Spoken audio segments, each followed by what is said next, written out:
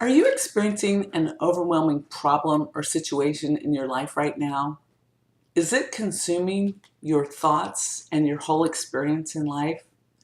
I'm Susan Kennedy, and as a life mastery consultant, I help you overcome all the challenges in your life that are keeping you from living a life that you truly love.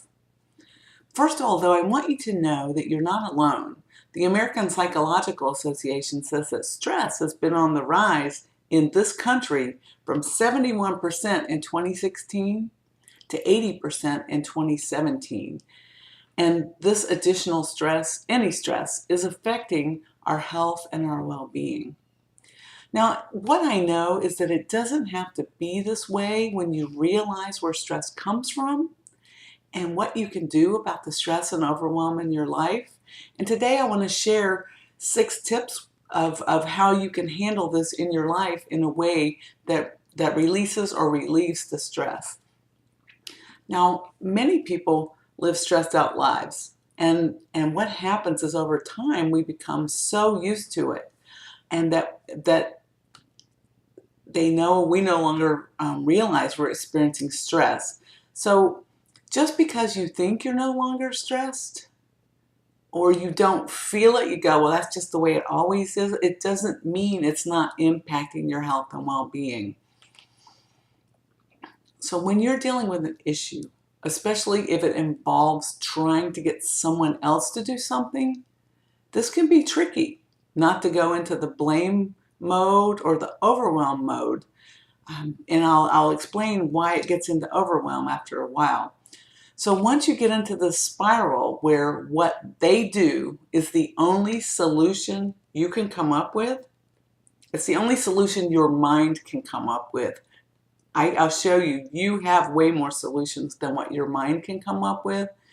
So once you get into the spiral with where what they do is the only solution you can come up with, and yet they're not willing to do your solution, that's when the spiral begins, because you become angry, you become resentful. Your mind, not you, but your mind cannot see another way.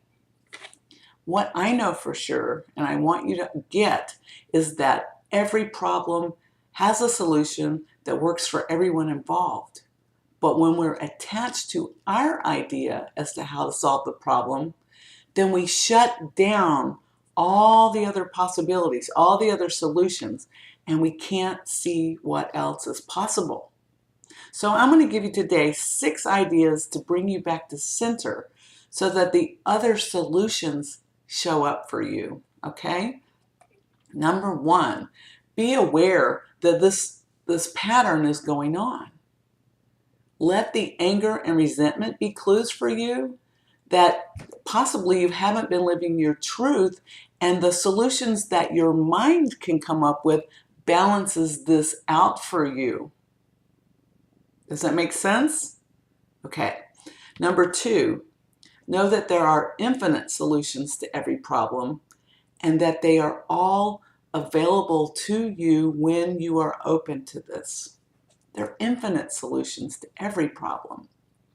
Number 3, I recommend finding a quiet space, preferably in nature, because nature really grounds us and our mind is kind of airy.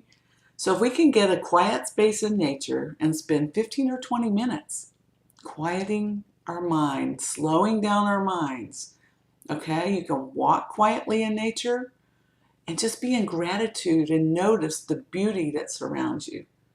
Or you can just sit and meditate in a nice spot.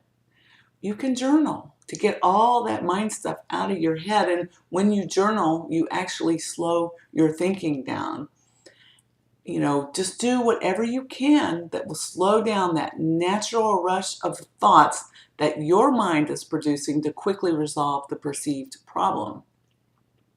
Okay, number 4, when you get quiet and centered, when you're done with that 15 or 20 minutes and you are quiet and centered, have a pen and paper and brainstorm. Brain dump as many other options as you can think of. Get crazy, right? Get the crazy options out there. Write them on the paper, because when your mind is clear and these things come to you, write them down, because you never know where the best solution is going to come from. You just never know. All right, number 5, take that list you just brainstormed and circle the few right now, today, this moment, that seem the most outstanding to you, and then just kind of be with them for a while. Kind of, take them in, try them on, and then, do that until something comes up for you to either investigate about it, to take action on, to talk to someone else about, to do some research on. And number 6, be grateful for everything in your life, just as it is. That calms you down, that quiets you down, that brings you to the present moment.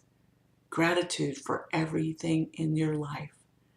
Right this moment, just as it is. Gratitude is a vibration that brings more of what you really want into your life. What it does is it allows you to see all the options that are there right now. I know these tips work. I hope they work for you. You may have to do them more than one time. If I can help you in any way, I'm going to share a link at the bottom of this. And if you need to get hold of me, if we need to do a few sessions together, I'm happy to do it.